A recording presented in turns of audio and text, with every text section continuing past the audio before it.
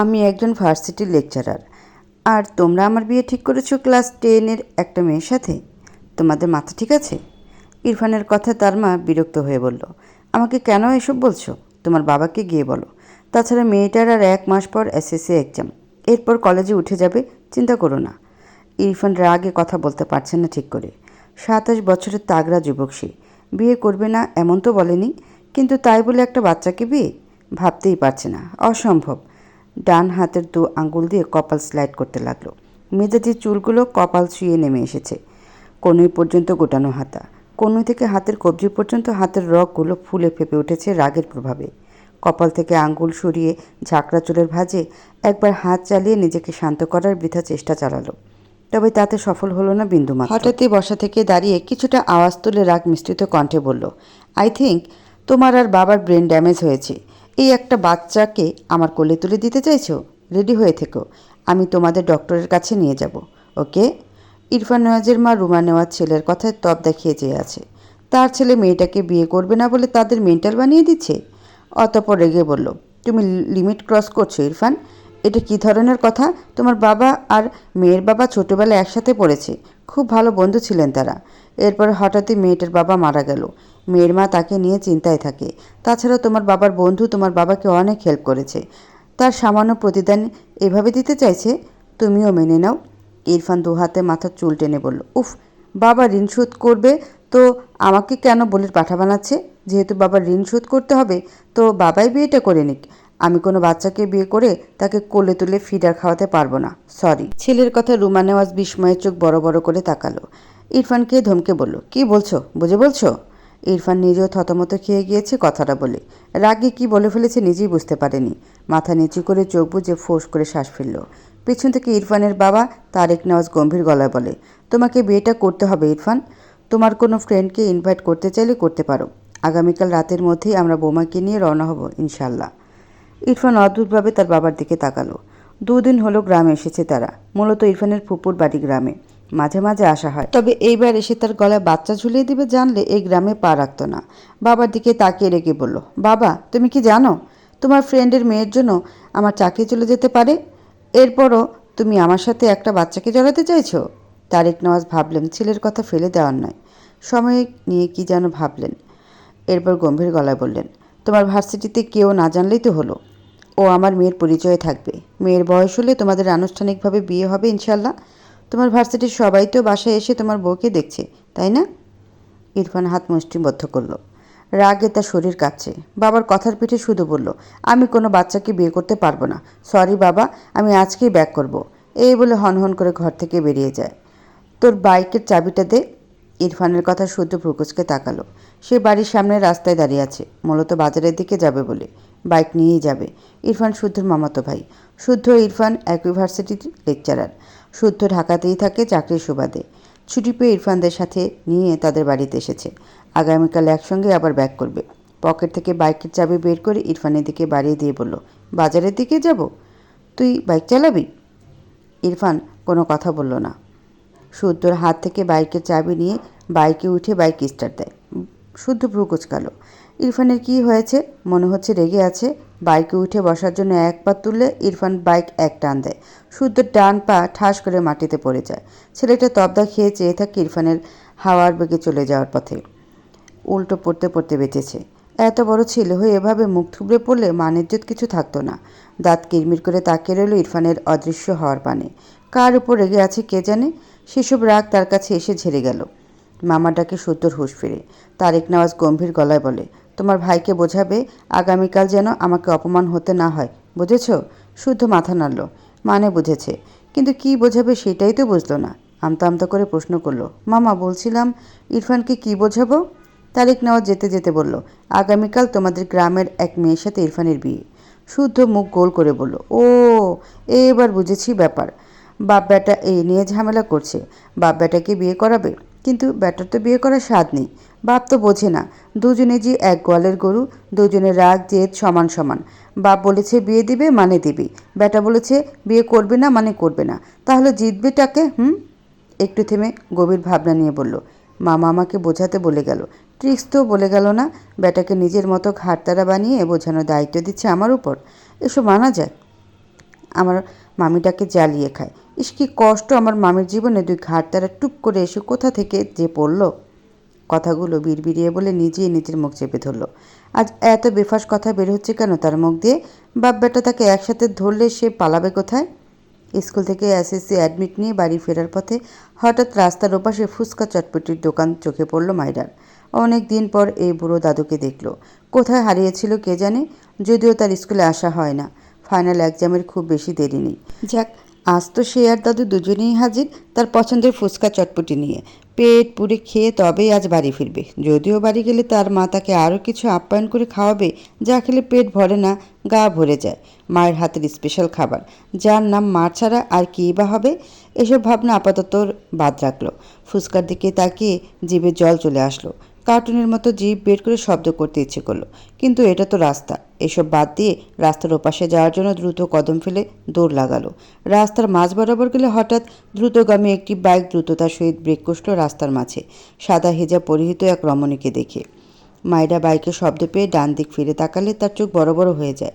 বাইকের সামনের চাকা মায়ের পায়ের সাথে লাগলে মেয়েটা ধপাস করে উপর হয়ে পড়ে যায় পিচ ছাড়া রাস্তার উপর। ঠিক যেমন ছোটবেলায় বাচ্চারা দৌড়াদৌড়ি খেলতে গিয়ে উপর হয়ে পড়ে। বাইকে বসা ছেলেটি মেয়েটির উপর বাইক চালিয়ে দেয়া থেকে রোধ করতে পারলেও মায়ের পায়ের সাথে হালকা বেঁধে যায় বাইকের সামনের চাকা।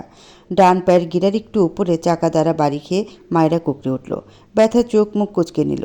পেটে হালকা চাপ পড়ে মৃদুসুরে আর্তনাদ করে উঠল। আজ বোধহয় তার উপরে যাওয়ার টিকিট কাটা হয়েই গেছে। মনে মনে আড়ালো, লা ইলাহা ইল্লাল্লাহ। একটু পর নিজের দিকে খেয়াল করে দেখল না, সে বেঁচে আছে।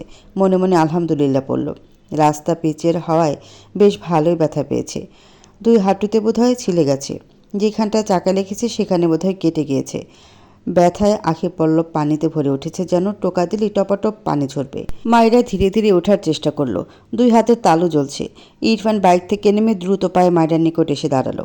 অতঃপর গম্ভীর কণ্ঠে বলল, হেই, আর ইউ ওকে? ততক্ষণে মায়েরা বেশ কষ্ট করে উঠে সোজা হয়ে বসেছে। দাঁড়াতে পারবে কি না তাই নিয়ে দ্বিধায় ভুগছে। ইরফানের কথার কোনো উত্তর করল না। এই বেয়াদব লোকটার জন্যই তার এই অবস্থা। ধীরে ধীরে ওঠার চেষ্টা করছে মায়েরা। অর্ধেক দাঁড়িয়েও পায়ের সাথে বড় হিজাব বেঁধে আবারও ঠাস করে পড়ে যায়। মায়েরার মুখে অসহায়ত্ব ফুটে উঠেছে। কোমরে কত ব্যথা পেল।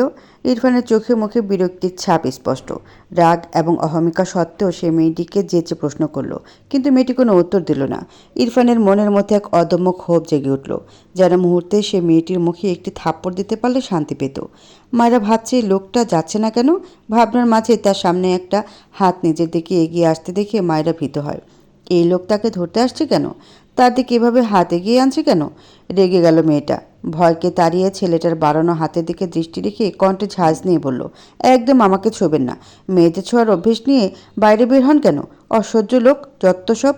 ইরফান বাইক থেকে নেমে আসলে তার পকেট থেকে বাইকের চাবিটা রাস্তায় পড়ে যায়। সেটা তুলতেই হাত বাড়িয়েছিল, কিন্তু মায়েরার কথা শুনে তার হাত থেমে যায়। অর্ধেক উপর হয়ে শক্ত চোখে একবার মায়েরার দিকে তাকায়। ইচ্ছে করছে মেয়েকে থাপড়িয়ে গা লাল করে দিতে। এমনিতেই তার বাবা মা এক বাচ্চাকে তার গলায় ঝুলিয়ে দিতে চাইছে বলে তার মাথা ঠিক নেই। মাথা ঠান্ডা করতে বের হলো। এখানে আরেক বাচ্চা এসে জুটল। আবার তাকে ভুলভাল পদবি দিচ্ছে। রাগে মাথা ফেটে যাচ্ছে। শক্ত মুখায়াবের গম্ভীর চাহনির যুবকটি দাঁতে দাঁত চেপে আওড়ায়, ইডিয়েট। এরপর রাস্তায় পড়ে থাকা চাবিটা তুলে নিল। মায়েরা ইরফানের ইডিয়েট বলা কথাটা শুনেছে, কিন্তু হাত বা কোমরে ব্যথা পেয়েছে ভালোই, তাই আপাতত শরীরের ব্যথা জর্জরিত হয়ে রইল। মায়েরা মাথা নিচু করে লোকটার পায়ের জুতোর দিকে চেয়ে আছে। চাবি তুলে নিয়ে এখনও এমন খাম্বার মতো তার সামনে দাঁড়িয়ে আছে কেন, বুঝল না। কিছুক্ষণ পর মায়েরা মাথা তুলে তাকায়। ছেলেটার পা থেকে মাথা পর্যন্ত দেখল। পা থেকে গলা পর্যন্ত তো একদম ঠিক আছে। ধূসর কালার প্যান্ট, শরীরে কালো শার্ট জড়ানো, শার্টের হাতা কোণে পর্যন্ত গুটানো। কিন্তু মাথার দিকে নজর পড়তেই মায়েরার চোখ বড় বড় হয়ে গেল। ঠোঁট দুটো আপনা আপনি ফাঁক হয়ে গেল। এটা মানুষ? মানে সুস্থ মানুষ নাকি পাগল? পা থেকে গলা পর্যন্ত সুস্থই লাগে, কিন্তু মাথার চুল এত বড় কেন? মায়ের এভাবে কাউকে দেখেনি। ছোটবেলায় হয়তো পাগলদের দেখেছিল, এও কি পাগল নাকি? ছেলেটা চোখের মনি বাদামি, গায়ের রং উজ্জ্বল ফর্সা, কালো চিকচিক চাপ দাড়ি, গাঢ় সমান মাথা ভর্তি ঝাঁকড়া চুল, মুখায়বে গাম্ভীর্যের ছাপ। ইরফান ফোন কানে নিয়ে কার সাথে যেন কথা বলছে। মায়েরা বিরক্ত হয়ে ধীরে ধীরে বেশ কসরত করে উঠে দাঁড়ালো। ভালোই ব্যথা পেয়েছে মেয়েটা। ডান হাত তুলে কোমরের এক পাশে রেখে বাম পায়ের উপর সব ভর দিয়ে দাঁড়ালো। ইরফান বাম হাত পকেটে গুজে ডান হাতে ফোন কানে নিয়ে কথা বলছে খুব সিরিয়াস মুডে। অবশ্য ইরফান মানেই সিরিয়াস। তার সামনে কেউ জোকস বললেও তার শক্ত মুখায়ব থেকে নড়চড় হয় না। মায়েরার কেন যেন রাগ লাগলো, চেঁচিয়ে উঠল, লাইসেন্সবিহীন বাইক চালাতে এসেছেন কেন মিস্টার? ইস, আমার হাত পা কোমর সব ভেঙে দিল। মায়েরার কথা ইরফান ভ্রু কুঁচকে তাকালো মায়েরার দিকে, গম্ভীর গলায় বলল, ওকে বাই। এরপর কল কেটে ফোন পকেটে রাখে। মায়েরার দিকে তাকিয়ে বলে, হোয়াট? মায়েরা রেগে বলে, বোধেন নাকি একটা মেয়ের অ্যাক্সিডেন্ট ঘটিয়েছেন আপনি, আর এখন হোয়াট ফোয়াট করছেন? ইরফান আঙ্গুল উঁচিয়ে শক্ত গলায় বলে, হে লিসেন, জাস্ট স্টপ। মায়েরা বিরক্ত হলো। বাদামি চোখের মণি, চাপ দাড়ি, জঙ্গলিদের মতো ঘাড় সমান বড় বড় ঝাঁকড়া চুলওয়ালা ছেলেটা ইংরেজদের মতো শুধু ইংলিশ ঝাড়ছে। মায়েরা কণ্ঠে ঝাঁজ ঠেলে বলে, এই বিদেশি বিলাই, বাংলাদেশে ইংরেজদের কোনো জায়গা নেই। বাংলাদেশে থাকতে হলে বাংলা বলুন। ইরফান হাত মুষ্টিবদ্ধ করে চেয়ে আছে মায়েরার পানে। মায়েরা একটু ভয় পেল হয়তো। ইরফান শক্ত কণ্ঠে বলে, আর একটা বাজে কথা বললে থাপড়ে সব দাঁত ফেলে দিব, স্টুপিড গার্ল। কথাটা বলে আর 1 সেকেন্ডও দাঁড়ালো না। দ্রুত পায়ে বাইকে উঠে বাইক স্টার্ট দিয়ে মায়েরার পাশ কাটিয়ে চলে যায়। মায়েরা কোমরে হাত দিয়ে পেছন থেকে চেঁচিয়ে বলে, শালা ঘুষদাতা, নিশ্চয়ই ঘুষ দিয়ে লাইসেন্স পেয়েছে, আর এখন রাস্তায় এসে আমার মতো বাচ্চার কোমর ভাঙছে, আমাকে ছুতে আসছে, শালা বেয়াদব। ইরফান বোধহয় মায়েরার বলা প্রথম দুটো শব্দ শুনতে পেয়েছে। বাইকের স্পিড বাড়িয়েছে। ইচ্ছে তো করছে এই মেয়ের উপর বাইক তুলে দিতে। উফ, এত চাপ নিতে পারছে না। মায়েরার খাওয়ার মুড নষ্ট করে দিয়েছে লোকটা। খুঁড়িয়ে খুঁড়িয়ে হাঁটতে লাগলো। বিড়বিড় করে লোকটাকে বকতে লাগলো, মেয়েটা ভালো, অনেকের কাছে শুনেছি, একটু চঞ্চল তবে ভদ্র। বাবা নেই বুঝতেই পারছিস, দেখবি মেয়েটা ছোট হলেও ইয়া বড় বুঝদার হবে। চায়ের টং দোকানের পাশে বাইকে বসে আছে ইরফান। তার সামনে দাঁড়িয়ে শুদ্ধ তার মামাতো ভাই ইরফানকে বোঝাচ্ছে। ইরফানের গম্ভীর মুখায়বের কোনো পরিবর্তন নেই। এক মনে ফোন স্ক্রল করছে। শুদ্ধ হতাশার নিঃশ্বাস ফেলে দোকান থেকে 2 কাপ চা এনে 1 কাপ ইরফানের দিকে এগিয়ে দিলে ইরফান গম্ভীর গলায় বলল, ব্ল্যাক কফি আন। শুদ্ধ ভ্রুকুচকে বলল, এই গ্রামে তোর জমিদারি, ব্ল্যাক কফি কোথা থেকে আমদানি করব? এটা দিয়ে চালিয়ে নে। ইরফান কিছু বলল না। শুদ্ধ বুঝলো এ খাবে না। নিজেই 2 কাপ চা সাবার করলো দাঁড়িয়ে দাঁড়িয়ে। এরপর কাপ দুটো রেখে এসে বলল, বলছিলাম বিয়ে তো হবেই, মেয়েটাও বাচ্চা, তুই চুলগুলো এবার না হয় কেটেই ফেল, নয়তো বাচ্চাটা ভয় পাবে। ইরফান কথাটা শুনেই শক্ত চোখে শুদ্ধর দিকে তাকালো। রাতের অন্ধকারে চায়ের দোকানের মৃদুভাব আলো ইরফানের মুখে এসে পড়েছে। শুদ্ধ দেখলো ইরফান তার দিকে খেয়ে ফেলা চোখে তাকিয়ে আছে। শুদ্ধ মিকিয়ে হেসে বলল, মিস্টেক মিস্টেক, তোকে তামিল মুভির নায়কদের মতো লাগছে রে। বাচ্চাটা তোকে দেখে কে রাস খাবে, সত্যি বলছি। ইরফান তার ডান হাতে শুদ্ধর কলার ধরে মেজাজি গলায় বলে, আমি কোনো বাচ্চাকে বিয়ে করব না, আর একটা বাড়তি কথা বললে তোর গ্রামেই তোকে বালিচাপা দিয়ে দিব। শুদ্ধ ইনোসেন্ট ফেস বানিয়ে বলে, ওকে ওকে, আমার কলার ছাড়, তোকে বিয়ে করতে হবে না। ইরফান শুদ্ধর কলার থেকে হাত সরিয়ে বাইকের দুপাশে পা দিয়ে বসে টান দিয়ে চলে গেল। শুদ্ধ বিরক্ত হলো, এ আবার কই যায়? ইরফান কবুল বলে উঠে দাঁড়ালো। অতিরিক্ত রাগে তার পুরো শরীর থেকে যেন ধোঁয়া বের হচ্ছে। সে গাড়ি নিয়ে প্রায় অর্ধেক রাস্তা চলে গিয়েছিল। তার মা নাকি অসুস্থ হয়ে গিয়েছে, এসে দেখেছে সত্যি অসুস্থ হয়ে গিয়েছে, প্রেশার ফল করেছিল। কিন্তু এভাবে তাকে বিয়ে করানোর জন্য তার বাবা মা এমন উঠে পড়ে লেগেছে কেন বুঝলো না। বিয়ে করিয়েই ছাড়লো। এখানে বেশিক্ষণ থাকলে একটা অঘটন ঘটবে। কোনো দিকে তাকালো না, হনহন করে বাড়ি থেকে বেরিয়ে গেল। তারেক নেওয়াজ ও রুমা নেওয়াজ ছেলের ব্যবহারে বেশ বিব্রত বোধ করলেন। মায়ের মা ভ্রুকুচকে তাকায়। ছেলেটা তার সাথে একবারও কথা বলল না। তিনি কি ভুল করলেন? তারেক নেওয়াজের দিকে চোখ পড়তে এসব ভাবনা দূর হয়ে গেল। লোকটা তার প্রাক্তন স্বামীর বন্ধু কম ভাই বেশি। তার মেয়ে এই লোকটার বাড়ির বউ এখন। সেও চিন্তামুক্ত। মেয়েটাকে নিয়ে ভীষণ দুশ্চিন্তায় ছিলেন। মায়েরা কাঁদতে কাঁদতে চোখ মুখ ফুলিয়ে ফেলেছে। তার মা তাকে এত তাড়াতাড়ি কেন বিয়ে দিল? তার বাবা নেই তাই বলে সে এতই বেশি হয়ে গেল? এসএসসি পরীক্ষাটা পর্যন্ত দিতে দিল না, তাকে বিদায় করিয়েই ছাড়ল। তার বোনদের থেকে শুনেছে তার বর তার থেকে অনেক বড়। তার মা তার সাথে এমনটা কি করে করতে পারলো? নিজের বাবা নেই বলে বুড়োর সাথে বিয়ে দিয়ে দিবে? ভাবনার মাঝেই মায়রার মা মায়রার ঘরে এসে মেয়ের মাথায় হাত বোলায়। মায়রা ফুপিয়ে ওঠে। ভদ্রমহিলা মেয়ের মাথায় চুমো খেয়ে বলেন, আমি তোর মা, খারাপ চাই না তোর। তোর দায়িত্বটা কারো হাতে দিয়ে আমি এবার নিশ্চিন্ত হলাম। ও বাড়ি গিয়ে আমার মান রাখবি কেমন? সবার সাথে মিলেমিশে থাকবি। তোর সুখী মুখটা দেখতে চাই। তাই এই বিয়েটা মেনে মন দিয়ে সংসার করবি কেমন? মায়রার চোখ থেকে টুপ টুপ করে জল গড়িয়ে পড়ে। ভাঙা গলা মাথা নিচু করে আওড়ায়, আমার নিজের আব্বু বেঁচে থাকলে আজ এ দিন দেখতে হতো না, তাই না মা? সৎ আব্বুরা বুঝি মেয়েদের তাড়ানোর জন্য এভাবেই উঠে পড়ে লাগে? মায়রার মা কিছু বলতে পারলেন না। মায়রা নাক টেনে বলল, চিন্তা করো না মা, আমি আর তোমার সংসারে ঝামেলা বাড়াবো না, তোমরা ভালো থেকো। কথাটা বলে নিজেই বেরিয়ে গেল। মায়রার মা ছলছল দৃষ্টিতে চেয়ে রইল মায়রার দিকে। মায়রার বাবা মারা যাওয়ার 2 বছরের মাথায় তাকে আবারও বিয়ে দিয়ে দেয় তার বাসা থেকে। মায়রা তখন ক্লাস 4-এ পড়ে। বিয়ের আগে সে বলেছিল তার একটি মেয়ে আছে। প্রথম প্রথম ভালোই চলছিল, কিন্তু যত দিন যেতে লাগলো তার স্বামীর জন্য মায়রার প্রতি বিরক্তির মাত্রা বাড়তে লাগলো। মায়রাকে সে ভালো রাখতে পারেনি মা হয়েও। এখন মেয়ের একটু সুখের আশায় মেয়েটাকে ভালো ফ্যামিলির হাতে তুলে দিতে পেরে হাজার কষ্টের মাঝেও ভালো লাগলো। অন্তত এই বাসায় মায়রা যেভাবে থেকেছে এর চেয়ে তো ভালো থাকবে। মা হয়ে আর কী বাঁচায় মেয়ের জন্য? আমাকে ব্ল্যাকমেল করে বিয়ে করিয়েছো, ভালো কথা, তবে এই সাথে সংসারটা আমি করতে পারবো না, এটা মাথায় রেখো। বিয়ে করিয়ে ছেলের বউ পেয়েছো, এবার তোমরা দুজনেই ওর সাথে সংসার করো বসে বসে। এ বাচ্চাকে যেন আমার আশেপাশে না দেখি। আই রিপিট, ওকে আমার আশেপাশে যেন না দেখি। কথাগুলো বলে হনহন করে নিজের রুমে গিয়ে ঠাস করে দরজা লাগিয়ে দিল ইরফান নেওয়াজ। রুমা নেওয়াজ, তারেক নেওয়াজ দুজনেই হতভম্ব চোখে চেয়ে রইল তাদের ছেলের পানে। মায়েরার মাথায় ঘোমটা টানা, মাথা নিচু, চোখ থেকে টুপ টুপ করে পানি গড়িয়ে পড়ছে। যার সাথে বিয়ে হয়েছে তার মুখটাই দেখেনি। তার আগে এমন তিক্ত বাক্য শুনে মায়ের ছোট্ট হৃদয়টা ব্যথায় ভরে উঠল। তারেক নেওয়াজ গম্ভীর চোখে ছেলের আটকানো দরজার দিকে কিছুক্ষণ চেয়ে থাকে। এরপর স্ত্রী রুমার দিকে তাকালে দেখল তার স্ত্রী কটমট দৃষ্টিতে তার দিকে চেয়ে আছে। তারেক নেওয়াজ গলা ছেড়ে বলল, তারা ছেলে তো তোমার, আমার দিকে এভাবে তাকাচ্ছ কেন? আজব। রুমা নেওয়াজ ফোঁস করতে করতে বলে, হয়েছে তোমার ছেলেকে বিয়ে করানো? স্বাদ মিটেছে? তারেক নেওয়াজ ফোঁস করে শ্বাস ফেলে বলে, না মেটেনি। মানে তোমার লজ্জা করে না? ছেলে একটা বউকেই ছুঁড়ে ফেলেছে, আবার আরেকটা করানোর স্বপ্ন দেখছো? তারেক নেওয়াজ ভোতা মুখে বলে, আনুষ্ঠানিক বিয়ে তো হয়নি, সে বিয়ে না হওয়ার আগেই স্বাদ কেন মিটবে? দ্বিতীয় বিয়ে করাবো কেন? রুমা নেওয়াজ বোকা চোখে তাকালেন স্বামীর পানে। এরপর রাগে গজগজ করতে করতে ধূপধাপ পা ফেলে ঘরের দিকে যায়। শব্দ করে বলে, যা ইচ্ছে করো, তোমার ছেলের বউকে যেখানে ইচ্ছে রাখো, আমাকে এসবে জড়াবে না। পেছন থেকে তারেক নেওয়াজ দীর্ঘশ্বাস ফেললেন। কিছুটা দূরে মায়রা মাথা নিচু করে দাঁড়িয়ে আছে। তারেক নেওয়াজ এগিয়ে গেলেন মায়রার দিকে। মায়রার গায়ে লাল শাড়ি জড়ানো, মাথার উপর লাল হিজাব বাঁধা। তারেক নেওয়াজ মায়রার মাথার উপর হাত রেখে নরম গলায় বললেন, আম্মু ভয় পাচ্ছ? মায়রা মাথা নিচু করে দুদিকে মাথা নাড়িয়ে নাবোধক উত্তর জানায়। তারেক নেওয়াজ দীর্ঘশ্বাস ফেলেন। তিনি বুঝতে পারছেন না এই পরিস্থিতিতে আসলে কি করা উচিত। তার ছেলের রাগ সম্পর্কে তার ধারণা আছে। তার আরেকটা ভোলাভালা ছেলে থাকলে ইরফানের দিকে আর নজর দিতেন না, কিন্তু ছেলে যে একটাই। তার বন্ধুর এই মেয়েকে ছেলের বউ করা বহুদিনের স্বপ্ন। বন্ধু বেঁচে নেই বলে সব ভুলে যেতে পারেন কিভাবে? ভদ্রলোক মায়ের মাথায় হাত বুলিয়ে বলে, এসব কিছু ভুলে যাও। এখন থেকে তুমি আমার মেয়ে, বুঝেছো? আমার মেয়ে আমার বাসায় থাকবে, আর কোনো দিকে মন দেবে না, শুধু পড়াশোনায় মন দেবে, বুঝেছো? মায়েরা অবাক হয়। বাড়ির অন্য মানুষদের ব্যবহার যতটা করুন, এই লোকটার ব্যবহার তার চেয়ে হাজার গুণ ভালো। তারেক নেওয়াজ মায়েরার হাত ধরে একটি ঘরের দিকে নিয়ে যেতে লাগলেন। মায়েরা নীরবে তার শ্বশুরের পিছু পিছু যায়। মায়েরা তারেক নেওয়াজকে চেনে। ইনি তাদের বাড়িতে বেশ কয়েকবার গিয়েছিল।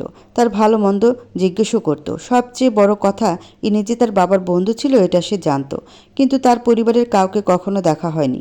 বিয়ে হওয়ার সুবাদে সবাইকে দেখা হলো, সাথে সবার আচরণও দেখা হলো। ডান হাতে চোখ মুছে নিল মেয়েটা। তার আব্বু মারা যাওয়ার পর থেকে তার জীবনটা এমনই হয়ে গিয়েছে। তবুও গ্রামে হেসে খেলে দিন কেটেছে। কিন্তু এখানে কি করে থাকবে? ইনায়া তার খালাতো বোনের বাড়ি বেড়াতে এসেছে। গ্রাম তার ভালো লাগে না, কিন্তু তার খালাতো বোনসহ তার বান্ধবীরা সবাই মিলে একটু ট্যুর দেবে ঠিক করে। সে কি এই সুযোগকে হাতছাড়া করে? ফটাফট চলে এসেছে খালার বাড়ি। বাবা মা ভাইয়া কেউ রাজি না, তাকে একা যেতে দিবে না কিছুতেই। এরপর সে জেদ দেখিয়ে বলেছে ট্যুরে যাবে না, তবে খালার বাড়ি যাবে। এক প্রকার কাউকে না বলে ঘুরে এসেছে। এবার কেউ না জানলেই হলো, তার খালা বলবে না। তার খালা তার বান্ধবী বলা যায়। সারাদিন জার্নি করে শরীর জুড়ে ক্লান্তির ছড়াছড়ি। এর মাঝে একটু আগে তার বাবা ফোন দিয়ে জানায় তার ভাইয়ের নাকি বিয়ে হয়ে গিয়েছে। কথাটা শুনে সে হজম করতে পারছে না। ওপাশ থেকে তারেক নেওয়াজ হ্যালো হ্যালো করছে। এপাশে ইনায়ের খবর নেই। ইনায়ের খালাতো বোন যাহারা ঘরে এসে ইনায়াকে এভাবে তবদা খেয়ে বসে থাকতে দেখে অবাক হয়। এগিয়ে এসে ইনায়াকে ঝাঁকিয়ে দিয়ে বলে, এই কি হয়েছে তোর? খালু ওপাশ থেকে হ্যালো হ্যালো করছে, তুই জবাব দিচ্ছিস না কেন? ইনায়া ভ্রম থেকে বেরিয়ে ঝাঁকিয়ে দিয়ে উঠল। ফোন লাউডে থাকায় জোহরা শুনতে পেয়েছে ইনায়ের বাবার গলা। ইনায়া কোনো রকমে বাবাকে বলল, বুঝেছি বাবা, কালকেই আসছি খালামণিদের সবাইকে নিয়ে, এখন রাখছি, বাই বাই বাই বলেই কল কেটে দেয়। জাহারা ভ্রুকুচকে চেয়ে আছে ইনায়ার দিকে। ইনায়া হাতের ফোন রেখে খুশিতে ঝাপটে ধরে জাহারাকে। এরপর জাহারার 2 হাত ধরে ঘুরতে থাকে। হাসতে হাসতে বলে, আপু আপু, অনেক বড় অসাধ্য সাধন হয়েছে, আমার বিশ্বাসই হচ্ছে না। জাহারা বিরক্ত হয়ে বলল, তুই কি আমাকে বলবি হয়েছে এটা কি? তোর কি বিয়ে ঠিক হয়েছে? ইনায়া ঘাড় ঘোরানি থামিয়ে প্রফুল্ল কণ্ঠে বলল, আপু আপু, বিয়ে আমার ঠিক হয়নি, তবে একজনের বিয়ে অলরেডি ঠিক হয়ে গিয়েছে। মানে কার? ইরফান ভাইয়ার বিয়ে হয়ে গিয়েছে। তুমি ভাবতে পারছো ইরফান ভাইয়ের বউ হয়ে গিয়েছে? কাউকে না জেনে এভাবে বিয়ে দেওয়ার কারণ জিজ্ঞেস করবে না তোমরা? জানি, কারণ সবাই ভাইয়াকে জানো। সবাইকে না জানানোর চেয়ে আশ্চর্যজনক ব্যাপার হচ্ছে ইরফান ভাইয়ার নাকি বিয়ে হয়েছে। ওয়া, কিভাবে সম্ভব? আই এম সো এক্সাইটেড ভাবিকে দেখার জন্য। যাহারা স্তব্ধ চোখে ইনায়ের দিকে তাকিয়ে আছে। ইরফান ভাই বিয়ে করেছে? তার কাছে অবিশ্বাস্য লাগলো। ইনায়া তার ফোন নিয়ে ইরফানকে সরাসরি ভিডিও কল দেয়। সে এক নজর তার ভাবিকে দেখতে চায়। তার তেরা নাম্বার 1 ভাইকে বিয়ে করেছে মানে সেই মেয়ে কতটা স্ট্রং হবে সেটা ইনায়ের ভাবনায়।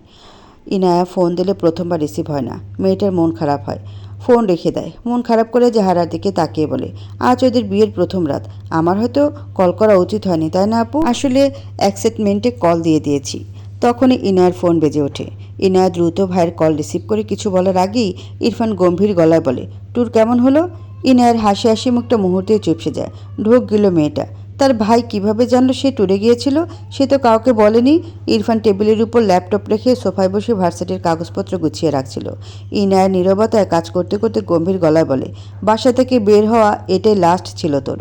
আর তোর পাশের গর্ধপ আমার হাতে বেহিসাব থাপ্পড় খাবে। ওকে রেডি থাকতে বলিস। যাহারার কোনো ভাবান্তর নেই। ইনায়া বারবার ঢোক গিলছে। কোন দুঃখে যে কল করতে গেল, এখন নিজেই বাস খাচ্ছে। প্রসঙ্গ পাল্টাতে মেকে হেসে বলল, ভাইয়া কনগ্রেচুলেশনস। ইরফান কাজে ডুবে থেকে ভুকুচকে বলল, হয়? ইনায়া অবাক হলো। বিয়ে করেছে, সে কংগ্রেস করছে, অথচ তার ভাই বলছে কেন সে কংগ্রেস করছে?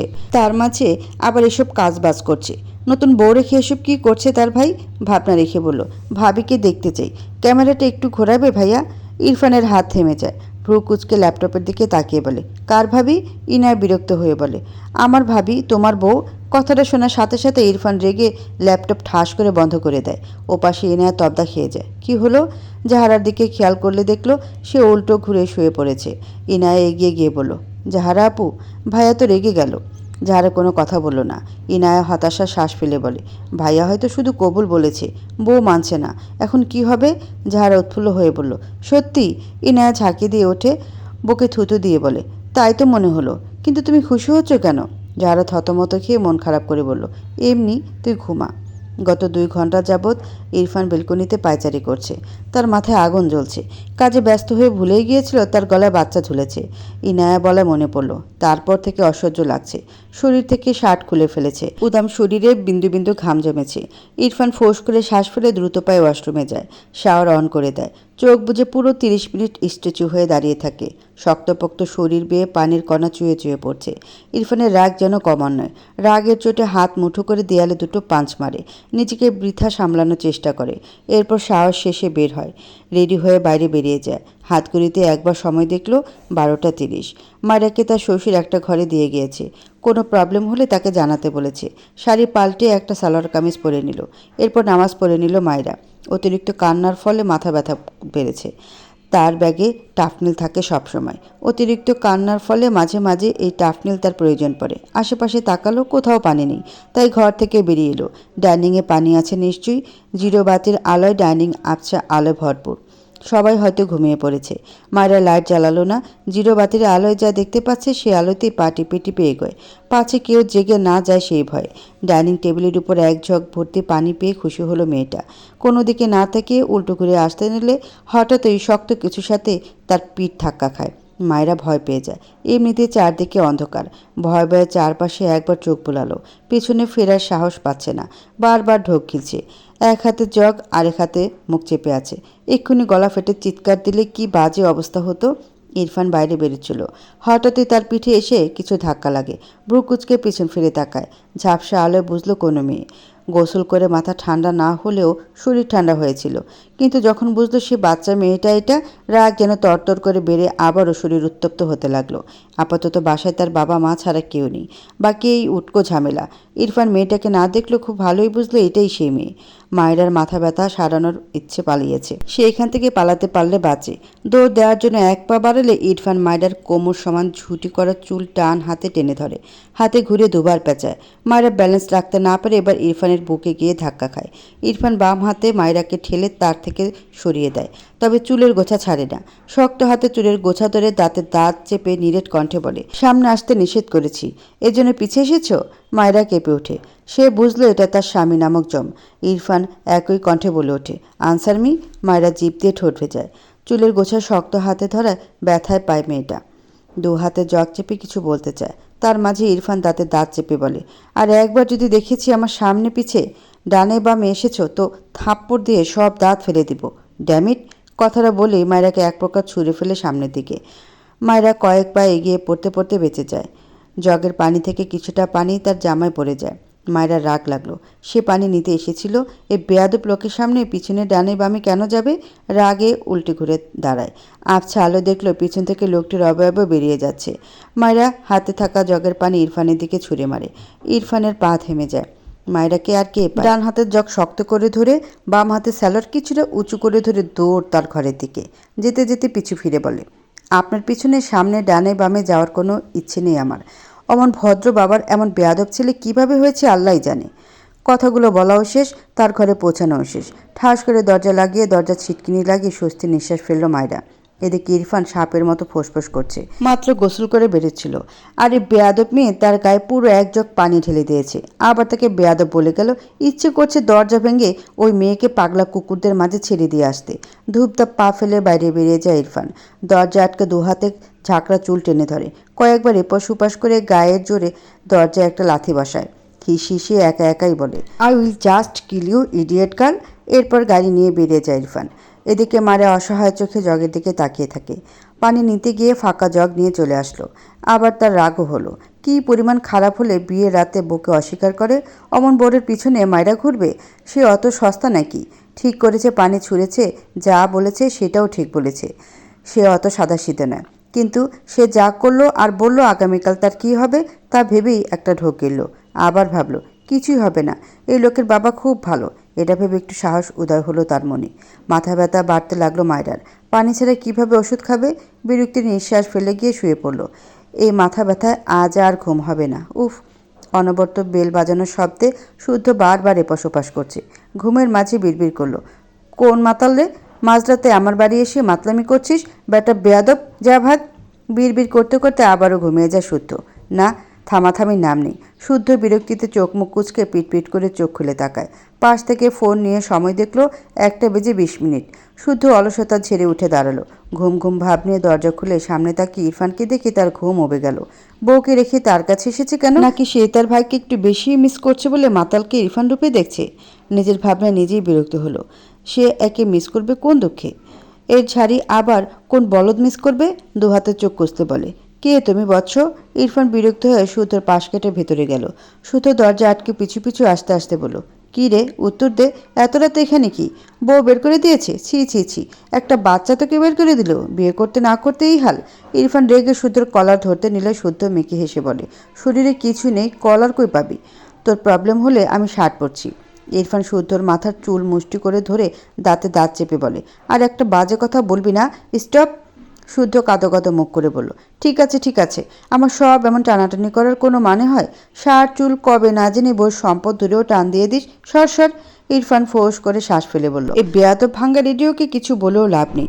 শুদ্ধ ভুর কুচকে বলে, কেউ কি মরেছে? 40-এর দাওয়াত দিতে এসেছিস? আমি নিজেই চলে যেতাম, এত কষ্ট করে আসলি কেন? ইরফান শক্ত চোখে তাকায় শুদ্ধর দিকে। শুদ্ধ মেকি হেসে বলে, জানি জানি, এসব আমার ধর্মে ঠিক নয়। এভাবে তাকাচ্ছিস কেন? একটু মজাও করতে দেয় না? কি দিনকাল আসলো। ইরফান তার শরীর থেকে হালকা ভেজা শার্ট খুলে ছুঁড়ে ফেলে শুদ্ধর বিছানায় উপর হয়ে শুয়ে পড়ল। শুদ্ধ ভ্রুকুচকে বলল, আরে এটা আমার বিছানা, তুই তোর বাড়ি যা, কাল ভার্সিটি আছে, একটু ঘুমাতে দে। ইরফান চোখ বুজে বলল, ডোন্ট ডিস্টার্ব মি। শুদ্ধ হাঁ করে তাকালো। তার বাড়িতে এসে তার ঘুম ভাঙিয়ে তার বিছানা দখল করে বলছে don't disturb me. Wow, nice jokes. দাঁত কিরমির করে ইরফানের গায়ের উপর ধপ করে শুয়ে পড়লে ইরফান এক লাথি দিয়ে শুদ্ধকে ফেলে দেয়। শুদ্ধ ঠাস করে মেঝেতে পড়ে চোখ মুখ কুচকে নেয়। ইরফান চোখ বুঝে যেন কিছুই হয়নি। শুদ্ধ কাঁদো কাঁদো মুখ করে বলল, মীর জাফর এর চেয়েও ভালো ছিল। শালা, সন্ন্যাসী বউকে মানবি না ভালো কথা নয়, কিন্তু এখানে এসে আমার ঘুম কাটছিস কেন? এটা তো আরও ভালো কথা নয়। তোর বউকে আমায় দিয়ে দে তো, তুই তোর বাড়ি বিদায় হো, যা। ইরফান পাশ থেকে একটা বালিশ নিয়ে শুদ্ধর দিকে ছুঁড়ে বলল, রেডিও অফ করে ঘুমা। শুদ্ধ দাঁত কিরমির করলো। বালিশ নিয়ে ঠাস করে মেঝেতেই শুয়ে পড়ল। যার এমন বন্ধুরূপী ভাই আছে তার জীবনে এর চেয়ে বেশি সুখ নেই। কিছুক্ষণ পর ইরফান শোয়া থেকে উঠে ওয়াশরুমে যায়। চোখ মুখে পানি দিয়ে এসে শুদ্ধর পেটে পা দিয়ে খোঁচায়। শুদ্ধ রেগে বলে, আবার কি রে ভাই, ঘুমাতে দে। সবাই তোর মতো রোবট নাকি? সারা রাত জেগে কাল ক্লাস নিতে পারবো না, ঘুমাতে দে। ইরফান গম্ভীর গলায় বলল, উপরে যা, ঠান্ডা লাগবে। শুদ্ধ বালিশ নিয়ে উঠে দাঁড়ালো। পরনের ট্রাউজার উপর দিকে টেনে তুলে মুখ বাঁকিয়ে বলল, ঢং দেখ, আলগা পিরিত। ইরফান কিছু বলল না। শুদ্ধর পাশে গিয়ে শুয়ে পড়ল। শুধু ইরফানকে ঝাপড়ে দিলে ইরফান রেগে বলল, আর একটা লাথি খেতে না চাইলে দূরে যা। শুধু অসহায় মুখ করে আরও ঝাপড়ে ধরল। কোল বালিশ পেলে কে ছাড়ে? ইরফান ফোঁস করে শ্বাস ফেলে চোখ বুঝল। বেশ অনেকক্ষণ সময় পেরিয়ে গেলেও ইরফানের চোখে ঘুম ধরা দেয় না। এভাবে কেউ ঝাপড়ে ধরলে ঘুমানো যায়? একটু পর পর শুদ্ধকে খোঁচাতে লাগলো পা দিয়ে। শুধু ঘুমের মাঝে বিরক্ত হয়ে ইরফানকে আরও ঝাপড়ে ধরে। ইরফান রেগে বিছানা থেকে নেমে দাঁড়ায়। সে জানে এই বেয়াদবটা তাকে ঘুমোতে দিবে না। আজ আর তার ঘুম হবে না। বিরক্তির শ্বাস ফেলে বেলকনিতে যায়। বসন্তকালের শুরু। প্রকৃতি জুড়ে মিটিমিটি ঠান্ডা বাতাস। মাঝরাতের দমকা হাওয়া ইরফানের উদাম শরীর ছুঁয়ে দেয়। ইরফান গম্ভীর মুখাভাবে এক মনে চেয়ে থাকে। তার মনে কি চলে সেই জানে। মেয়েটার ফেলা পানি গায়ে শুকিয়েছে। কথাটা মনে পড়তে মেজাজ সোজা 360 ডিগ্রি অ্যাঙ্গেলে ঘুরে লো থেকে হাই হয়ে গেল। ওই পুচকি মেয়ে আজ এসে আজকেই তার গায়ে পানি ছুঁড়েছে। এত সাহস হলো কী করে? ডান হাত পকেটে রেখে এপাশ ওপাশ পায়চারি করতে করতে একসময় দাঁড়িয়ে যায়। বাম হাতে দেয়ালের সাথে একটা পাঁচ মারে। রাগ কমে না। এই পাঁচ ওই মেয়ের মুখে মারতে পারলে হয়তো রাগ কিছুটা কমতো। ইরফানের সারা রাত বসে হেঁটে নয়তো এপাশ ওপাশ পায়চারি করে কেটেছে। সারা রাতে মোটামুটি 1 প্যাকেট সিগারেট পোড়ানো শেষ। ইজি চেয়ারে বসে লাস্ট সিগারেট ডান হাতের আঙ্গুলে ধরে বার দুয়েক টোকা দিল। এরপর আবারও সিগারেটের ঠোঁটের ফাঁকে রেখে কয়েকবার শূন্যে ধোঁয়া ছুড়ল। সিগারেটের অবশিষ্ট ছোট্ট অংশটা ফেলে বসা থেকে উঠে দাঁড়ালো। আবারও খানিক পায়চারি করে এসে চেয়ারে বসে। ফজরের আজানে ইরফান দাঁড়িয়ে যায়। আকাশপানে চেয়ে আজানের প্রতিটি ধ্বনি শুনল। সারা রাত এমন ঠান্ডা পরিবেশে উদাম গায়ে থাকা শরীর ঠান্ডা হয়ে গিয়েছে। তবে ইরফানের মাঝে কোনো ভাবান্তর নেই। আজান শেষে ওয়াশরুমে গিয়ে অজু করে বের হলো। ঘরে নামাজ পড়ে শুদ্ধকে ঠেলতে লাগলো। শুদ্ধ নড়চড় নেই। বিরক্ত হয়ে জোরে সোরে একটা লাথি দেয়। শুদ্ধ ঘুমের মাঝে ঠাস করে পড়ে যায় বিছানা থেকে। কোমরে হাত দিয়ে ঘুম ঘুম চোখে বলে, কোন বেয়াদব, আমায় ফুটবল ভাবছিস রে? আরও ভালো করে দেখ, আমি মানুষ। ইরফান পাত্তা দিল না শুদ্ধর কথা। সে চুপচাপ শুয়ে পড়ল। এদিকে শুদ্ধর ঘুম উবে যায়। দরফট করে উঠে বসে। কাল রাতে একবার পড়েছিল, এখন আবার। ঘুম ঘুম চোখে বিছানার দিকে তাকিয়ে দেখল ইরফান আয়েশ করে শুয়ে। দাঁতে দাঁত চেপে বলল, তুই আমায় ফেলেছিস? এই মীর জাফরদের মতো আচরণ করা বন্ধ করবি তুই? ইস, কোমরটা গেল আমার। ইরফান চোখ বুজে বলে, 2 ঘন্টা পর ডেকে দিবি। ঘুম থেকে উঠে যেন 1 কাপ ব্ল্যাক কফি পাই। শুদ্ধ দাঁত কিরমির করে বলে, আমাকে তোর কাজের মাসি মনে হচ্ছে? না, কাজের মামা মনে হচ্ছে। Don't disturb me. শুদ্ধ উঠে দাঁড়ালো। ইচ্ছে করলো ইরফানের পাছায় এক লাথি দিয়ে একদম এর বাড়ি পাঠিয়ে দিতে। শালা বেয়াদব তার জীবনটা ভেজে খায়। সাথে কি আর বলে তার মামের কপাল পড়েছে? এমন খাটতারা জামাই ছেলে নিয়ে যে কিভাবে সংসার করলো তা ভেবেই শুদ্ধর মনে হয় তার মাথার চুলে পাক ধরে যাবে। এসব রেখে সেও নামাজ পড়তে গেল। মায়েরা সকালে উঠে নামাজ পড়ে নিল। মাথা ব্যথায় ঘুম ভালো হয়নি, কিন্তু সকালে ওঠার অভ্যাসে তার এই বিছানা সারাদিন চোখ বুজে থাকলেও আর ঘুম আসবে না সে জানে। ভোরের আলো ফুটেছে। ঘরের দরজা খুলে মায়েরা চুপি চুপি এদিক ওদিক উকিঝুঁকি দিল। ধীর পায়ে ঘর থেকে বেরোলে তার সামনে শাশুড়িকে দেখে স্ট্যাচু হয়ে যায়। রুমা নেওয়াজ গম্ভীর মুখে মায়ের দিকে চেয়ে আছে। মায়েরা তার শাশুড়ির তাকনে মাথা নিচু করে নিল। রুমা নেওয়াজ গম্ভীর গলায় বলে, ইরফান কোথায়? মায়েরা মাথা উঁচু করে ভ্রু কুঁচকে তার শাশুড়ির দিকে তাকালো। নামটা আজকেই প্রথম শুনল। এই বাড়িতে কে কে থাকে সে তো জানে না। এই বেটা আবার কে? আর তাকেই বা জিজ্ঞেস করছে কেন? রুমা নেওয়াজ কর্কশ কণ্ঠে বলে, কি হলো, কথা বলছে না কেন? মায়েরা ঝাঁকি দিয়ে ওঠে। আমতা আমতা করে বলে, জি আসলে আমি তাকে চিনি না। আপনি যদি বলতেন সে এ বাড়ির কোনো সদস্য। রুমা নেওয়াজ বিরক্ত হয়ে বলল, নিজের স্বামীর নামটাও জানো না? বিয়ে করেছো কেন তাহলে? মায়েরা ভ্যাবাচাকা খেয়ে গেল। আসলে স্বামীর নাম জেনে নেওয়া উচিত ছিল, তবে মুখ নিষ্পিস করলো কিছু কথা বলার জন্য। অমন বেয়াদব বরের নাম জানার দরকারই নেই তার। কালকে রাতের কথা মনে পড়ল। লোকটা বাইরের দিকে বেরিয়ে যাচ্ছিল। অত রাতে ভালো ছেলেরা তো বাইরে যায় না, মুখ ফসকে বলে দেয়। আমার মনে হয় আপনার ছেলে খারাপ কাজে জড়িত, আপনার খোঁজ নেওয়া উচিত। রুমা নেওয়াজ ধমকে বলেন, থাপ্পড় খাবে আমার ছেলের নামে আর একটা বাজে কথা বললে। এরই মাঝে তারেক নেওয়াজ ঘর থেকে বেরিয়ে এসে বলেন, ওকে এভাবে বকছে কেন? ও আমার ছেলের নামে উল্টাপাল্টা বলছে। একে তো স্বামীর নাম ধাম খোঁজ খবর কিছুই জানে না, তার উপর আবার অপবাদ দিচ্ছে। তারেক নেওয়াজ ফোঁস করে শ্বাস ফেলে বলল, তুমি রান্নাঘরে যাও, আমি ইরফানের খোঁজ নিয়েছি, ও শুদ্ধর বাড়ি আছে। রুমা নেওয়াজ গজগজ করতে করতে রান্নাঘরের দিকে গেলেন। মায়েরা মাথা নিচু করে মুখ বাঁকালো। মা ছেলে এক গোয়ালের গরু। মুখ থেকে শুধু নিম পাতার রস ঝরে। তারেক নওয়াজ মায়রাকে বলে, নামাজ পড়েছ আম্মু? মায়রা অমায়িক হেসে বলল, জি আঙ্কেল। আমি এখনও আঙ্কেল? বাবা হই তোমার, বাবা বলবে। মায়রা এক কথা রাজি হয়ে মাথা নেড়ে বলে, জি আচ্ছা বাবা। বিকেলবেলা মায়রা তার শ্বশুরের সাথে বের হয়েছে। তারেক নওয়াজ মায়রাকে নিয়ে বের হয়েছে। মূলত মেয়েটা গ্রামের মেয়ে, সারাদিন ঘরে বসে আছে, তাই ভাবলেন বাইরে একটু ঘুরিয়ে নিয়ে যাক। তার ছেলের তো খোঁজ নেই। একটা ব্যাপার ভাবলেন, মায়রার কাছে ফোন নেই, তাই প্রথমে মায়রাকে নিয়ে ফোনের দোকানে গেলেন। মোটামুটি ভালো একটা ফোন কিনে দিলেন মায়রাকে। মায়রা চঞ্চল প্রকৃতির মেয়ে, তাকে কেউ চকলেট দিলেও সে খুশি হয়ে নেবে, কিন্তু ফোন নিতে কেমন যেন সংকোচ বোধ করছিল। সে বাড়িতে তার মায়ের ফোন চালাতো টুকটাক। তারেক নওয়াজ মায়রার সংকোচ বুঝতে পেরে তিনি সুন্দর করে বুঝিয়ে বলেন, তিনি মায়রার বাবা। মায়রা খুশি হয়ে তার শ্বশুরের থেকে ফোন নিয়ে নেয়। খুশিতে একবার লাভ দিতে চায়, কিন্তু আশেপাশে এত মানুষ দেখে নিজের ইচ্ছাটাকে দমিয়ে নেয়। এরপর তারেক নওয়াজ মায়রাকে নিয়ে একটা রেস্টুরেন্টে যায়। রেস্টুরেন্টে গিয়ে মায়রার দুই বান্ধবীর সাথে দেখা হয়। তারা আগে গ্রামে থাকতো, ক্লাস 9-এ ওঠার পর শহরে চলে এসেছে। প্রায় 2 বছর পর দেখা হলো, একে অপরকে দেখে চিনতে পারে। তুই মায়রা না? কারো কণ্ঠে। মায়রা পাশ ফিরে তাকালে তার প্রিয় বান্ধবীকে দেখে এক প্রকার তার উপর ঝাঁপিয়ে পড়ে। বান্ধবীদের দেখে নিজের চাঞ্চল্য ভাব চেপে রাখতে পারেনি। রাইসা হেসে মায়রাকে আগলে ধরে। এ তো আগের মতোই আছে, শুধু লাফিয়ে বেড়ায়। পাশ থেকে মাইশা হেসে বলে, তুই এখানে কেন? গ্রাম থেকে কবে আসলি? মায়রা রাইসাকে ছেড়ে বলে, আমার বিয়ে হয়ে গিয়েছে। মাইশা রাইসা একসাথে অবাক হয়ে বলে, কি? মায়রা পাশ ফিরে তার শ্বশুরের দিকে একবার তাকায়। তারেক নওয়াজ গলা ছেড়ে বলে, আম্মু তুমি তোমার বান্ধবীদের সাথে এখানে বসো, আমার কাজ আছে। আমি কাজ ছেড়ে তোমাকে এখান থেকে নিয়ে যাব, কেমন? মায়রা হেসে মাথা নাড়িয়ে বলে, আচ্ছা বাবা। তারেক নওয়াজ বেরিয়ে গেলেন। 3 বান্ধবী রেস্টুরেন্টের এক কোণার ফাঁকা টেবিলে গিয়ে বসে। রাইসা প্রশ্ন করে, গল্পটা বল, এত তাড়াতাড়ি বিয়ে হয়ে গেল? ইটিস পিটিস করতিস নাকি? মায়রা রেগে বলল, একটা থাবড়া খাবি। আমার খেয়ে দিয়ে কাজ নেই, আম্মু বিয়ে দিয়ে দিল, সৎ বাবা আমায় দেখতে পারে না তাই। মায়রার কথা শুনে 2 বান্ধবীর একটু খারাপ লাগলো। তারা জানে মায়রার বাবা মারা যাওয়ার পর তার মা আরেকটা বিয়ে করে। মায়রার মা যদিও মায়রাকে আগলে রাখতো, তবে পরের সংসারে আগের পক্ষের মেয়েকে চাইলেও সেভাবে দেখতে পারতো না।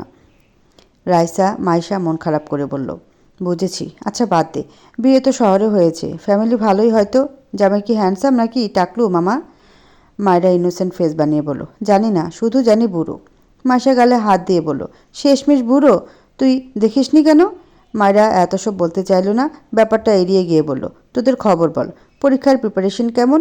তারা টুকটাক কথা বলতে লাগলো। ইরফান শুদ্ধ ভার্সিটির ক্লাস শেষে একটা রেস্টুরেন্টে আসে। তাদের সাথে আরেকজন কলিগ রিপনও এসেছে।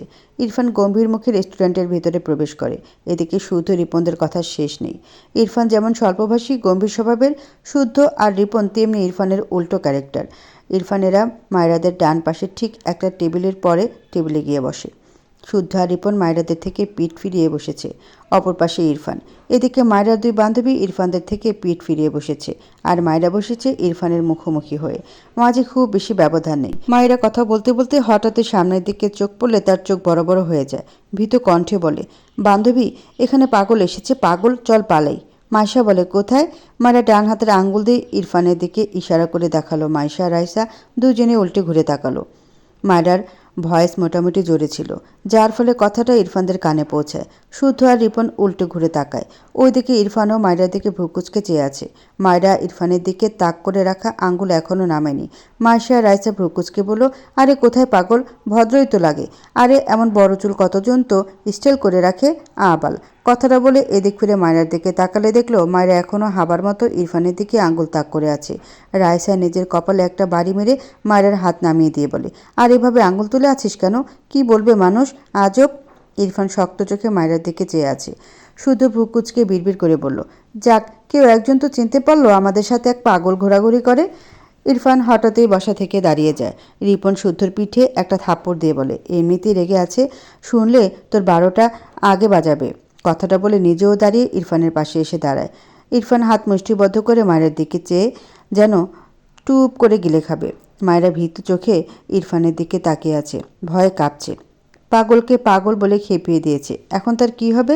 শুদ্ধ একবার মায়ের দিকে তাকালো, আরেকবার ইরফানের দিকে। মায়রাকে দেখে বাচ্চাই লাগলো। এই বাচ্চাটা না বুঝে বলে ফেলেছে, কিন্তু তার ভাইটা না বুঝে এই বাচ্চাকে এখন কি করবে সেটাই তার ভাবনার।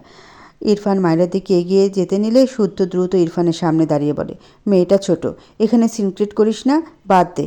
না বুঝে বলে ফেলেছে, আমি তো বলেছি তুই তামিল মুভির নায়ক? ইরফান রেগে চিৎকার করে বলে। ওর সাহস কী করে হয় আমাকে এভাবে বলার? মায়রা চোখ বড় বড় করে নিজেকে গুটিয়ে নেয়। ইরফান শুদ্ধকে ধাক্কা দিয়ে মায়রার দিকে এগিয়ে আসলে মায়রা ভয়ে একদম কোনায় গিয়ে গুটিসুটি মেরে নিচে লুকাতে চায়, কিন্তু লুকানোর মতো জায়গা না পাওয়া একদম কোনায় গুটিসুটি মেরে ধোয়াধুরুত পড়তে লাগলো। মাইশা রাইসা দুজনই আহাম্মক হয়ে তাকিয়ে আছে। ইরফান মায়রার পাশ বরাবর দাঁড়িয়ে বলে, হে ইডিয়েট গার্ল, বাইরে বেরিয়ে এসো। মায়রা কেঁদে দিবে প্রায়, ভীত সুরে বলে, দোস্ত আমায় বাঁচা, এই পাগলটা আমায় মেরে ফেলবে। ইরফানকে আবারও পাগল বলায় রাগে টেবিলের উপর ধূপ করে একটা পাঁচ মারে। আশেপাশে মানুষ সার্কাস দেখছে বসে বসে। ইরফান রেগে বলে, বেরিয়ে এসো নয়তো। মায়রা মাথা উঁচু করে রেগে বলে, একদম এগোবেন না, আমার কিন্তু বেশি বয়সের একটা জামাই আছে, বয়স বেশি তাই বুদ্ধিও বেশি, আপনাকে একদম উড়িয়ে দিবে বলে দিলাম। মায়রার কথায় শুদ্ধ রিপন ভ্যাবাচাকা খেয়ে যায়। ইরফান ভ্রুকুচকে বলে, হোয়াট? মায়রা বিড়বিড় করে বলে, শালা ইংরেজ আবার ইংলিশ ঝাড়ছে। এই ব্রিটিশকে কেউ বাংলাদেশ থেকে বের করে দেয় না কেন? রায়শা মাইশা দুজনেরই মাথা ফাটাতে ইচ্ছে করছে। এই মায়রা আর শুধ হলো না, বিয়ে হয়েছে তবুও এমনই থেকে গিয়েছে। এর বুড়ো জামা একে সামলায় কীভাবে? রায়শা ইরফানের দিকে তাকিয়ে বলে, ভাইয়া ওর হয়ে আমরা সরি, আসলে ও না বুঝে বলে ফেলেছে। মায়রা রায়সার কথা রেগে বলল, আরে তোরা সরি বলছিস কেন? জানিস এ পাগল দুদিন আগে আমায় অ্যাক্সিডেন্ট করিয়েছিল। আরে এ তো ইংরেজ, বাংলাদেশ থেকে বের করে দিতে হবে, আর তোরা সরি বলছিস? মূর্খের দল সব। মায়ের কথা শুনে তার দুই বান্ধবী তার দিকে রেগে তাকালো। উফ, এই মেয়েটার মুখ বন্ধ হয় না কেন বুঝে পায় না। ইরফানের শরীরে যেন আগুন ধরিয়ে দিচ্ছে মায়ের প্রতিটি কথা। শুদ্ধ ঢোক গেলে ইরফানকে জোর করে টেনে কয়েক পা পিছিয়ে নিয়ে আসে। মায়েরা যখনই দেখলো ইরফান একটু পিছিয়েছে অমনি বসা থেকে দাঁড়িয়ে কোণা থেকে বেরিয়ে আসে। এক দৌড়ে চলে যাবে তার আগে ইরফান এগিয়ে এসে মায়রার হিজাব টেনে ধরে। মায়রার পা থেমে যায়। কি সুন্দর করে হিজাব বেঁধেছিল, সব পিন ছুটে গেল বোধ হয়। মাথা থেকে হিজাব ছুটে গেলে তার শরীরে তো কিছুই থাকবে না। সে ভয়ে মায়রার পা থেমে যায়। শুদ্ধ পাশ থেকে ইরফানের শরীরে হাত বুলিয়ে বলছে, ছেড়ে দে রে, দেখ মানুষ তাকিয়ে আছে। ইরফান রেগে বলে, এই ইডিয়েট আমায় ভুলভাল পদবি দিয়েই যাচ্ছে, ওকে আমি ছাড়বো না, ওর লাইফটা জাস্ট হেল করে দিব আমি, স্টুপিড গার্ল। মায়েরা ইরফানের কথার মাঝেই সুযোগ বুঝে একটু এগিয়ে এসে যে হাতে তার হিজাব টেনে ধরেছে সে হাতে তার দু হাত দিয়ে গায়ের জোরে খামচি দিয়ে ধরে। ইরফান রাগান্বিত চোখে ভ্রুকুচকে তাকায় মায়রার দিকে। মায়রা ভেবেছিল এই কাজ করলে লোকটার হাত আলগা হবে, সেই সুযোগে সে পালাবে, কিন্তু এই লোকটা তো নির্বিকার। মায়রা নিজেরই হাত ব্যথা হলো। এই লোকের কোনো ভাবান্তর নেই। মায়রা অবাক চোখে ইরফানের দিকে চেয়ে ইরফানের হাত থেকে তার হাত সরিয়ে নিল। আজ সে শেষ, ঢোক গিল। মুখ ফসকে বলে ফেলে, আপনার চামড়া বুঝি গন্ডারের? বলেই নিজের মুখ চেপে ধরল। তার বেফাস কথা যে শুধু মুখ ফসকে বেরিয়ে যায়, জমের সামনে দাঁড়িয়েও কথা লাগাম টানতে পারে না। ইরফান মায়রার হিজাবের কোণা ছেড়ে মায়রার বাম হাত শক্ত করে ধরে। মায়রার মাথায় কিছু আসছে না। ওদিকে মাইশা রায়শা নিজেরাও বুঝতে পারছে না কী করবে। এই মেয়েটার এসব বদ অভ্যাস আগে গ্রামে দেখাতো, তা না হয় মানা যায়, শহরে এসে অপরিচিত একজনের সাথে এমন কেন করছে? ভয় ডর কিছু নেই নাকি? মায়েরা ভয়ে ভয়ে ইরফানের দিকে তাকিয়ে বলে, দেখুন আমায় ছাড়ুন বলছি, আমার বুড়ো জামাই আপনাকে ছাড়বে না বলে দিলাম। ইরফান মায়েরাকে টেনে বাইরে নিয়ে যেতে চায়। এই ইডিয়েটকে আজ সে একটা শিক্ষা দিয়েই ছাড়বে। মায়েরা হঠাৎই মেঝেতে বসে পড়ে। ইরফান মায়ের হাত শক্ত হাতে ধরে রেগে তাকায়।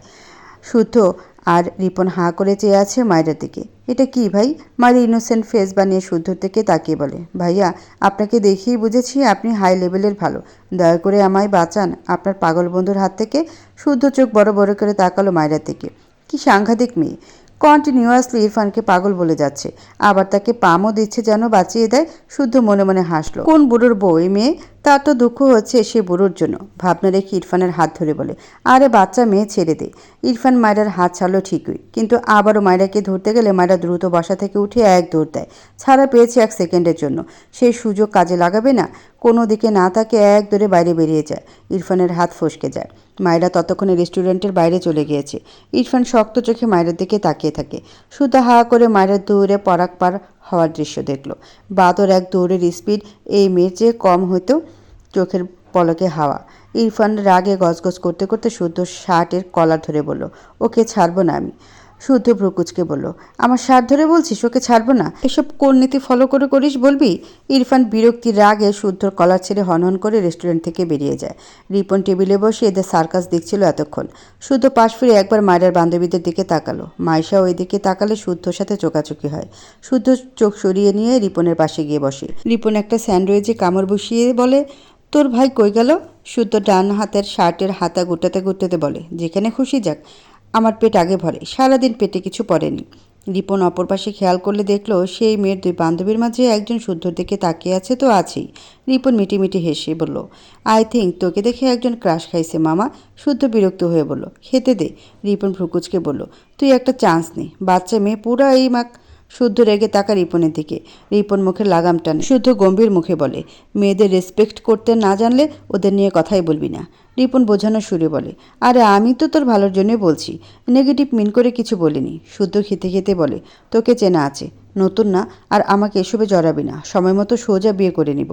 রিপন ভ্রুকুচকে কিছু বলার আগেই শুদ্ধ আবারও বলে, আনসার পাবি না, তাই চুপচাপ খেয়ে নে, আমাকেও খেতে দে। রিপন আর কিছু বলল না। মায়েরা রেস্টুরেন্ট থেকে দৌড়ে বেরিয়ে দেখে তারেক নওয়াজ রেস্টুরেন্টের ভেতরে ঢুকছে।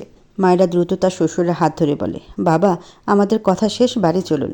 তারেক নওয়াজ কিছু বলার আগে মায়েরা নিজেই টেনে নিয়ে যায় তার শ্বশুরকে। তারেক নওয়াজ ভ্রুকুচকে বলে, বিল দিয়ে আসি আম্মু। মায়েরার পা থেমে যায়। পিছন ফিরে দেখলো রেস্টুরেন্টের দরজার পাশে ইরফান দাঁড়িয়ে। অসম্ভব, আর ওদিকে যাওয়া যাবে না।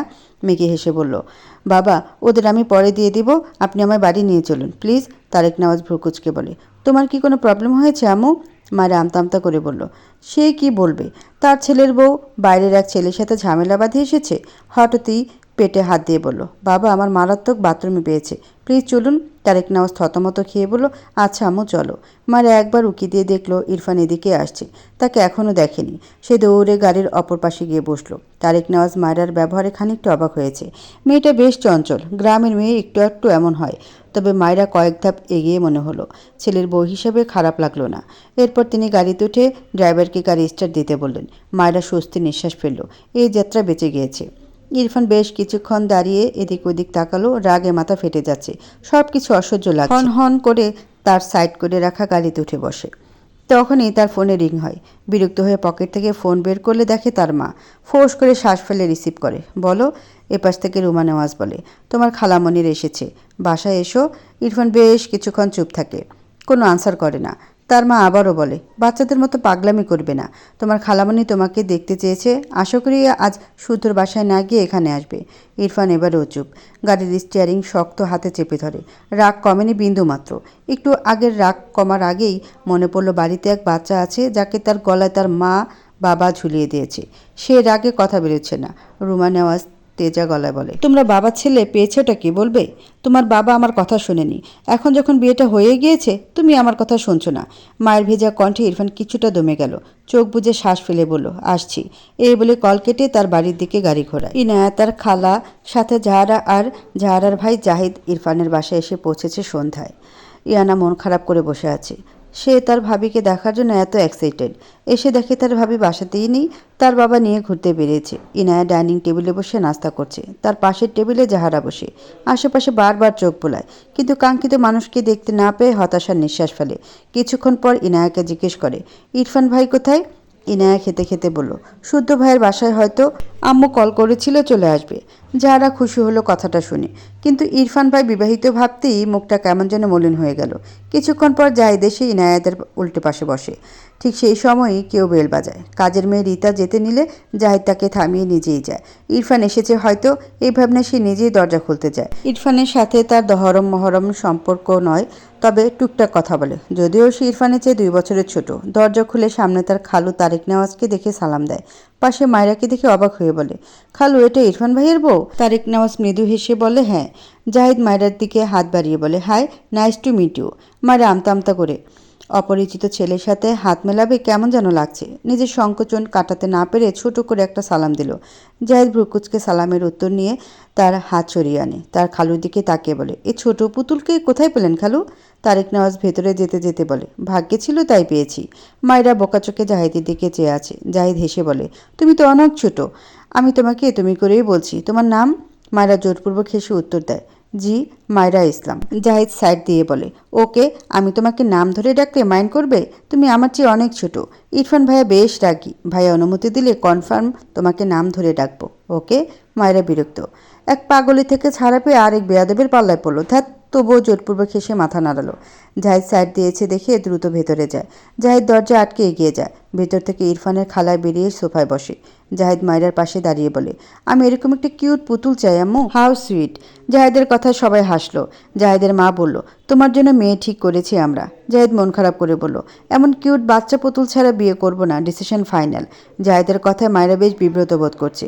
এতগুলো মানুষ কারা, কাউকে চিনতে পারছে না মেয়েটা। ইনায়ের পিঠ সমান, চুলগুলো ছেড়ে দেয়া। এসে গোসল করেছে, চুল ভেজা তাই ছেড়ে রেখেছে। খাবার শেষে বসা থেকে উঠে দাঁড়ালো। মায়েরার পাশে এসে দাঁড়িয়ে জাহেদের দিকে তাকিয়ে বলল, জাহিদ ভাইয়া, আমার ভাবির দিকে নজর দিও না তো, যাও। ইনায়ার কথা শুনে জাহিদ ইনোসেন্ট ফেস বানিয়ে তার মায়ের পাশে গিয়ে বসে হেসে বলল, ও হো ইনায়া, আমি তোমার ভাবির দিকে নজর দেনি, তোমার ভাবির মতো একজনকে চেয়েছি। ইনায়া মায়ের দিকে তাকিয়ে বলল, মাশাল্লাহ, তুমি এত সুন্দর ভাবি, আমার তো মেয়ে হয়েও হিংসা হচ্ছে। মায়েরা খুবই বিব্রত বোধ করছে। এরা সবাই তাকে কি এখন জাদুঘরে রাখবে নাকি? একটু না হয় ফর্সাই। মায়েরার মনে হলো এরা তাকে পাম দিয়ে ফোলাতে চাইছে। অনেকক্ষণ তো চুপ থাকলো। এখন কথা না বললে পেট ফেটে যাবে। মেকি হেসে বলল, তোমরা এই বাসার কে আমি জানি না, তবে তোমরা সবাই আমাকে পাম দিচ্ছ, আমি ধরে ফেলেছি। মায়ের কথা শুনে সবাই অবাক হয়ে তাকালো। নতুন বউয়ের মুখে এমন কথা শুনে সবাই একটু অবাক হয়েছে। মায়েরা সবার এক্সপ্রেশন দেখে বুঝলো না সে কি ভুল কিছু বলে ফেললো। ইনায়া হেসে বলল, মোটেও পাম দিচ্ছি না, তুমি আসলেই খুব সুন্দর। এর মাঝে ইরফানের মা ঘর থেকে বেরিয়ে এসে বলে, কি হয়েছে? ইনায়া মায়ের হাত ধরে বলে, আম্মু, ভাবি অনেক কিউট, তো আমি কি করব? মায়ের কথা ইনায়ার মুখ চুপসে গেল। ইনায়া তার বাবার দিকে তাকালে দেখলো তার বাবা তার দিকে গম্ভীর মুখে চেয়ে আছে। ইনায়া বুঝলো না মা এইভাবে কথা বলছে, বাবা ওভাবে দেখছে। তার ট্যুরের ব্যাপার কি ভাইয়া বলে দিয়েছে? আপাতত এই ভাবনা রেখে মায়েরার দিকে তাকিয়ে বলল, তুমি কিসে পড়ো ভাবি? মায়েরা মৃদু হেসে বলল, আমি এবার এসএসসি দিব। তুমি আমার বরের বোন, তাই না? আমার শাশুড়িকে আম্মু ডাকলে তাই ধরে ফেলেছি। জাহারা, জাহিদ আর ইনায়ের খালা সবার দিকে হাত দিয়ে দেখিয়ে বলে, ওনারা সবাই কারা? আমাকে পরিচয় করিয়ে দাও তো আপু। মায়ের কথা শুনে ইনায়া হা করে তাকালো। দেখে মনে হচ্ছে মায়েরা তার বান্ধবী। মেয়েটার মাঝে কোনো সংকোচ নেই। ইনার ভালোই লাগলো। তবে মায়েরা এসএসসি দিবে শুনে অনেক অবাক হলো। এত ছোট, সে এবার এইচএসসি দিবে? তার এত বড় ভাইয়ের বউ তার চেয়েও 2 বছরের ছোট। হায় আল্লাহ! অতঃপর বলে, তুমি তো অনেক ছোট, আমার চেয়েও ছোট। মায়েরা হেসে বলল, জি আপু, আসলে তোমার ভাই বুড়ো, সেই হিসেবে আমি একটু ছোটই। মায়ের কথা শুনে প্রত্যেকে হা করে চেয়ে আছে। ইরফানের খালা মায়েরাকে পছন্দ হলো না। বিরক্ত হয়ে বলল, এই বাচাল মেয়েকে কোথা থেকে তুলে এনেছো আপা? রুমা নেওয়াজ কোনো কথা বলল না। তারেক নেওয়াজ গম্ভীর গলায় বলল, আমার বৌমাকে নিয়ে বাজে কমেন্ট করবে না কেউ।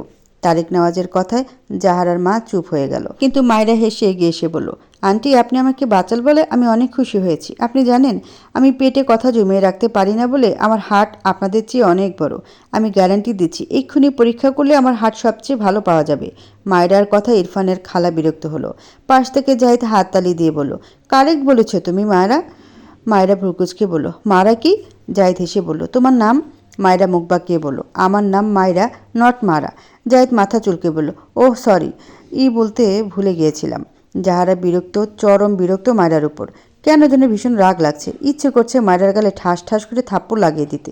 কেন এমন ইচ্ছে তার মাঝে উদয় হলো বুঝলো না। বিড়বিড় করলো, ঢঙ্গি একটা, অসহ্য। ইনায়া মায়েরাকে টেনে জাহারার সামনে নিয়ে গিয়ে বলল, ভাবি, এটা আমার খালাতো বোন জাহারা। মায়েরা হেসে জাহারার দিকে হাত বাড়িয়ে দিলে জাহারা বিরক্ত চোখে তাকালো মায়েরার দিকে। মায়েরা জাহারার এমন বিরক্তি এক্সপ্রেশনে হেসে বলল, তুমি কি আমার বেশি কথা নিতে পারছো না বলে বিরক্ত? ঘরে আমার ব্যাগের তুলো আছে, একটু পর তোমাকে এনে দিব, কেমন? আসলে আমি বেশিক্ষণ চুপ থাকতে পারি না, সরি আপু। জাহারা দাঁতের দাঁত চেপে মায়েরার দিকে তাকিয়ে আছে। ইনায়া জাহারার কাণ্ডে কিছু বুঝলো না, এখানে কিছু বললও না। আর এদিকে মায়েরা তো ফট মুখের উপর সত্যিটা বলে দেয়। ইনায়া যত দেখছে ততই অবাক হচ্ছে। মায়েরাকে নিয়ে তার খালার সামনে গিয়ে বলল, এটা আমার খালামণি। মায়েরা ইরফানের খালাকে সালাম দিয়ে বলল, আন্টি মানে খালা। এর আগে আন্দাজে বললেও ঠিকই বলেছে, তাই না খালামণি? ইরফানের খালা ভ্রুকুচকে মায়েরার দিকে চেয়ে আছে। বিরক্তির সীমা পার করেছে এই মেয়ে। এরই মাঝে আবারও বেল বাজলে জাহারা বসা থেকে দাঁড়িয়ে যায়। একটু আগেই ইনায়ার কাছে শুনেছে ইরফান আসবে, তাই কাউকে সুযোগ না দিয়ে দ্রুত পায়ে সে দরজা খুলে দিল। ইরফানকে দেখে মিষ্টি এসে বলল, কেমন আছো ইরফান ভাই? ইরফান একবার ভেতরে তাকালো, সবাইকে ডাইনিংয়ে বসে থাকতে দেখলো। এরপর জাহারার দিকে তাকিয়ে ভেতরে যেতে যেতে ছোট করে বলল, ভালো। জাহারার মন খারাপ হলো। সে কেমন আছে এটা একবার জিজ্ঞেস করলে কি এমন হতো? ইরফান তার খালার সাথে কথা বলার জন্য সেদিকে এগিয়ে যায়। তার খালার সামনে তার উল্টো ঘুরে কেউ দাঁড়িয়ে। ইরফান বিরক্ত হয়ে তার খালার দিকে তাকালো। অসুবিধা হলো না, কারণ মেয়েটা তার বুক সমান, বেশ খাটো। না, মেয়েটা খাটো না, হয়তো ইরফানের হাইট একটু বেশি, তাই সেইভাবেই তার খালাকে একটা সালাম দিল। মায়েরা একদম তার পিছনে থেকে কারো গমগমে কণ্ঠে সালাম শুনে ভ্রুকুচকে পিছন ফিরে তাকায়। ইরফানকে দেখে মায়েরার চোখ বড় বড় হয়ে যায়। ভয় আতঙ্কে এক চিৎকার দেয়, দু হাতে মুখ চেপে ধরে। পিছন দিকে পড়তে পড়তেও ডান হাতে সোফার কোণা ধরে নিজেকে সামলে নেয়। ইরফান ভ্রুকুচকে মায়রার দিকে চেয়ে আছে। মায়রা ভয়ে ঢোক গিলছে বারবার। সবাই বুঝলো না মায়রা এভাবে চিৎকার দিল কেন। তারেক নেওয়াজ বসা থেকে উঠলেন, এগিয়ে এসে বললেন, কি হয়েছে আম্মু? ইনায়া মায়রাকে ধরে বলল, কি হয়েছে ভাবি? মায়রা ভীত চোখে ইরফানের দিকে চেয়ে ঢোক গিলে কাপা কণ্ঠে বলল, পাগলটা আমাকে ফলো করতে করতে বাসায় চলে এসেছে, আমায় কেউ বাঁচাও। মায়রার কথা কেউ বুঝল না। ইরফানের চোখ মুখের রং পাল্টে গিয়েছে। হঠাৎই মায়রার হাত শক্ত করে ধরে মায়রাকে টানতে টানতে বাইরের দিকে নিয়ে যেতে থাকে। সবাই হতভম্ব হয়ে চেয়ে আছে। কি হচ্ছে এসব? মায়রা ইরফানের হাতে তার অপর হাত দিয়ে সামনে খামচি দেয়। রেগে বলে, ছাড়ুন বলছি, আমায় ছাড়ুন, অসভ্য লোক, অন্যের বউকে টাচ করতে লজ্জা করে না? ইরফান মুহূর্তের মধ্যে দরজা খুলে মায়রাকে এক প্রকার ছুঁড়ে ফেলে মায়রার মুখের উপর ঠাস করে দরজা বন্ধ করে দেয়। মায়রা ভয়ে কেঁদে দিয়েছে, চোখ থেকে পানি গড়িয়ে পড়ছে। এই লোকটা তাকে এভাবে বের করে দিল কেন? ইরফানের পেছন থেকে তারেক নেওয়াজ রেগে বলে, তুমি ওকে বের করে দিলে কেন এভাবে? ইরফান তার বাবার দিকে তাকিয়ে বলে, কারণ ও ইডিয়েট। তাছাড়া যাকে তাকে বাসায় ঢুকতে দাও কেন? জাহিদ পাশ থেকে বলল, ভাইয়া যাকে তাকে কাকে বলছো? ওই পুতুলটা তো তোমার বউ, নিজের বউকে নিজেই চিনছো না? ইরফান ভ্রুকুচকে তাকালো জাহিদের দিকে, অদ্ভুতভাবে বিড়বিড় করলো, বউ? তারেক নওয়াজ দ্রুত দরজা খুললেন। মায়েরা ভেজা চোখে তাকিয়েছিল দরজার দিকে। দরজা খুলতে দেখে মুখে হাসি ফুটে উঠল। দ্রুত ভেতরে এসে ইরফানের হাত ধরে টেনে বলে, এই পাগল বের হ, এটা আমার শ্বশুর বাড়ি, আমার বাড়ি থেকে আমাকেই বের করে দেয়, কত বড় সাহস! মায়েরার কাণ্ডে সকলে অবাক হয়ে তাকায়। সবচেয়ে বেশি অবাক হয় ইরফানের খালারা। নিজের বরকে এভাবে বলছে কেন? যাহারা এগিয়ে এসে রেগে বলে, এ মেয়ে কি করছো? তারেক নওয়াজ নরম কণ্ঠে বলল, আম্মু ওকে ছাড়ো। মায়েরা ভাঙা গলায় বলল, আব্বু আপনি দেখছেন না অন্যের বাড়ি এসে পাগল কেমন পাগলামি করছে? আপনার ছেলের বউকে বের করে দিয়েছে, কত বড় সাহস! ইরফান ক্রোধান্বিত চোখে মায়েরার দিকে চেয়ে তার সহ্যের সীমা পার করে দিয়েছে এই মেয়ে। রেগে মেগে মায়েরাকে একটা ধাক্কা দিয়ে মায়েরার ডান গালে একটা শক্তপোক্ত থাপড় বসিয়ে দিল। মায়েরা উল্টে পড়তে নেয়। পেছনে ইরফানের মা এসে দাঁড়ানোর মায়েরা ইরফানের মায়ের সাথে গিয়ে ধাক্কা খায়। রুমা নেওয়াজ রেগে মায়েরাকে টেনে মায়েরার একই গালে কষিয়ে একটা থাপ্পড় মেরে দেয়। মায়েরা তাল সামলাতে না পেরে ঠাস করে পড়ে যেতে নেয়। জাহিদ দৌড়ে এসে ধরতে নিলে তার আগে ইনায়া মায়েরাকে ধরে নেয়। মায়েরা ফুপিয়ে ওঠে। একই গালে মা ছেলের থাপ্পড় খেয়ে মাথা পুরো ঝিমঝিম করছে। চোখ দিয়ে টপটপ করে পানি পড়ে। ওভাবেই বিড়বিড়িয়ে বলে, শাশুড়িটা একদম দাজ্জালের মতো, ছেলেটা হুবহু তেমন, কি শক্ত হাত মায়েরি, উফ, গালটা গলে গেল রে। কথাগুলো শুধু ইনায়া শুনতে পেয়েছে। সে মায়ের পিঠে হাত বুলিয়ে দিতে লাগলো। অবাক হলো মেয়েটা। এত জোরে মার খেয়েও এই মেয়ের মুখ বন্ধ হয় না। রুমা নেওয়াজের কাজে সকলে হতভম্ব। তারেক নেওয়াজ রেগে চিৎকার দিয়ে বলে ওঠে, রুমা! রুমা নেওয়াজ স্বামীকে ভয় পেলেন না বিন্দুমাত্র। পাল্টা রেগে বললেন, তোমার বন্ধুর মেয়ের এসব পাগলামে আমি একদম সহ্য করব না। ওর হয়ে সাফাই গাইতে এসো না। ও আমার ছেলেকে এভাবে অপবাদ দিচ্ছে কেন? এমনিতে ওর জন্য আমার ছেলেটা কালকে থেকে বাড়িতেই আসেনি, আজ বলে কয়ে নিয়ে এসেছি, আর এ মেয়ে আবার ওকে বের করে দেওয়ার পায়তারা করছে। তাই বলে তুমি মারবে? রুমা নেওয়াজ কিছু বলল না, একটু থেমে বলে উঠল, আমার ছেলেকে পুতুল পেয়েছো তুমি? জোর করে বন্ধুর মেয়ের সাথে বিয়ে করিয়ে দিয়েছো। তো দিয়েছো এমন একটা বেপরোয়া মেয়ের সাথে, যে আমার ছেলেকে অপবাদ দিয়েই যাচ্ছে। তুমি আর তোমার বন্ধুর মেয়ে চাইছো আমার ছেলেটা আমার থেকে দূরে থাকুক? ও ভার্সিটি এখান থেকে দূরে বলে এখানে থাকতে চায় না, ভার্সিটির কাছে বাসা নিয়ে থাকতে চায়। আমি পারি না। আমার ছেলে আমার কাছে ছাড়া হলে আমি কিভাবে থাকবো? কত বলে কই ওকে এখানে রেখেছি। তোমার ছেলের যার রাগ জেদ, একবার বাড়ি থেকে বের হলে দেখবে আর আসবেই না। তোমরা সবাই তো ভালোই থাকবে, আমি মা, তাই কষ্ট শুধু আমারই হবে। কথাগুলো বলতে বলতে রুমা নেওয়াজের চোখ ভিজে যায়। তারেক নেওয়াজ দীর্ঘশ্বাস ফেলেন। ইরফান এগিয়ে এসে তার মাকে আগলে সোফায় বসিয়ে দিল। মায়ের সামনে হাঁটু মুড়ে বসে তার মায়ের দুহাত তার দুহাতের মাঝে নিয়ে চুমো আঁকল। এরপর মায়ের দিকে চেয়ে গম্ভীর গলায় বলল, আমি সবসময় তোমার সাথেই থাকবো আম্মু, please don't cry. Ruma Nawaz ছেলের মাথায় হাত বুলিয়ে দিল। তার কষ্ট হয় ছেলেটার জন্য। ছেলেটা এমন একরোখা রাগী বদমেজাজি কেন বোঝে না? মুখ ফুটে কিছু বলে না, হাজার কষ্ট পেলেও মুখ ফুটে বলে না, শুধু রাগ দেখায়। বাইরে থেকে তার ছেলেকে সবাই খারাপ ভাবলেও সে তো মা, সে জানে তার ছেলে কেমন। কিন্তু ছেলেটা তার কথা শুনে না, কারো কথাই না। মেয়েটা যখন বারবার তার ছেলেকে পাগল বলছিল, কষ্টে তার বুকটা ফেটে যাচ্ছিল। এই চুল কাটার ব্যাপারে সে কত বলেছে, কিন্তু ইরফানের মাঝে কোনো ভাবান্ত নেই। মায়েরা বারবার পাগল বলায় এসব তার মাথা চারা দিয়ে উঠেছিল। চুল এমন রাখার জন্য তাকে মা হিসেবে অনেক কটু কথা শুনতে হয়েছে। বিশেষ করে তার শ্বশুর বাড়ির লোকেরা সব দোষ তাকে দেয়, কারণ সে মা। ইরফান তার মায়ের দিকে তাকিয়ে থাকলো বেশ কিছুক্ষণ, কিন্তু কিছু বলল না। মাথা নিচু করে ফোঁস করে শ্বাস ফেলে বসা থেকে উঠে দাঁড়ালো। চুপচাপ তার ঘরের দিকে যেতে যেতে বাবার কথায় দাঁড়িয়ে পড়ল। বিয়ে করা বউ তোমার, মেনে নিতে শেখো। অসভ্য ছেলের পরিচয় দিও না। ইরফান ঘাড় বাঁকিয়ে বাবার দিকে তাকায়, উপহাসে সুরে বলে, মেনে নেয়ার জন্য ছেলের মতামত নিতে হয়? তুমি কেমন সভ্য বাবা যে তার ছেলের গলা জোর করে একজনকে গছিয়ে দিয়েছ? তারেক নওয়াজ ধমকে ওঠেন। ইরফান! ইরফান রাগে ডান হাত মুষ্টিবদ্ধ করলো, বাবার দিকে চেয়ে বলল, এই বাচ্চাকে বউ মানি না এই বিয়ে। এ নিয়ে আর একটা কথাও বলবে না। বাড়াবাড়ি করলে আম্মুকে নিয়ে বাসা থেকে চলে যাব, দ্যাটস ইট। কথাগুলো বলে যাওয়ার সময় শক্ত চোখে একবার মায়েরার দিকে তাকালো। মায়েরার গালের দিকে নজর পড়লে দেখলো ফর্সা গালে 5 আঙ্গুলের দাগ স্পষ্ট, যেন কেটে গিয়েছে। কেঁদে কেটে চোখ মুখ রক্ত জবার ন্যায় হয়ে গিয়েছে। ফর্সা হয় বেশি চোখে লাগছে। মায়েরা ইরফানের দিকে তাকালে দেখলো ইরফান তার দিকে চেয়ে আছে। ইরফান মায়েরার একে অপরের চোখে চোখ পড়ায় মায়েরা ভেঙচি কেটে চোখ সরিয়ে নেয়। ইরফান বিরক্তিতে ভ্রুকুচকে বিড়বিড় করে, স্টুপিড বাদর। এরপর হনহন করে তার ঘরের দিকে চলে যায়। মায়েরা বুঝতে পেরেছে সে ভুল। শাশুড়ির হাতে থাপ্পড় খেয়ে বুঝেছিল এই লোকটাই এই বাড়ির ছেলে। সবচেয়ে বড় কথা তার স্বামী না, না স্বামী নয়, এটা হলো তার অস্বামী। বারবার তাকে অস্বীকার করে। একদিন সেও বলবে, এই যে অশুভ লোক, কান খুলে শুনুন, আমি আপনাকে স্বামী হিসেবে মানি না। কথাগুলো বিড়বিড় করছে আর চোখ দিয়ে টপ টপ করে পানি পড়ছে। পুরো ডাইনিং জুড়ে থমথমে। একে একে সবাই সবার ঘরে চলে যায়। যাহারা বিরক্ত চোখে কিছুক্ষণ মায়েরার দিকে চেয়ে সেও চলে যায়। তারেক নওয়াজ দীর্ঘশ্বাস ফেলে। সে কি সত্যি ভুল করে ফেলল? মায়েরার বাবা বেঁচে থাকতে তার সাথে কথা ফাইনাল হয়েছিল তার মেয়ের বয়স হলেই তার ছেলের সাথে বিয়ে দিবে, কিন্তু সে পর্যন্ত তো তার বন্ধু বাঁচত না। তবে তারেক নওয়াজ নিজের দেয়া কথার অমান্য করল না। তার ছেলের সাথে তার বন্ধুর মেয়ের বিয়ে দিল। তার ছেলের মেয়ে ঘটিত কোনো ব্যাপার নেই, এমন হলে সে মনের উপর জোর করতো না। কিন্তু এখন এর পরিণতি কি?